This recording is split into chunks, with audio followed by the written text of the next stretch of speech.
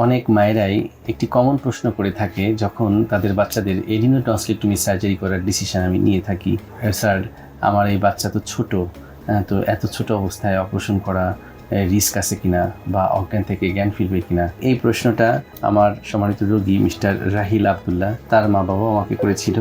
তো সেই রাহিলের আমরা সকালবেলায় অপারেশন করেছি এডিনোটনসিলেক্টমি সার্জারি।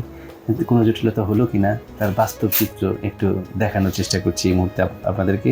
তাহলে প্রশ্নের সব উত্তর আপনারা পেয়ে যাবেন। তোমার কি অপারেশন হলো তুমি কি জানো? টনসিল এডিনোয়েড। আচ্ছা, তোমার কি কি কষ্ট হতো একটু বলতে পারবা? আমি রাতে ঘুমানোর সময় নাক ডাকতাম, হ্যাঁ। রাতে ঘুমানোর সময় নিঃশ্বাস নিতে কষ্ট হইতো। তারপরে কি হা করে ঘুমাতা? হ্যাঁ, হা করে ঘুমাতাম। তুমি কি এখন বেটার ফিল করছো আগের চাইতে? হ্যাঁ। অতএব আসুন, এই এডিনোটনসিলেক্টমি সার্জারি নিয়ে আপনাদের ভয় পাওয়ার কোনো কারণ নেই। যে প্রশ্ন আপনাদের মনের মধ্যে জাগে, নিশ্চয়ই আজকের এই বাস্তব চিত্রটি দেখে সেটার উত্তর আপনারা পেয়ে গেলেন।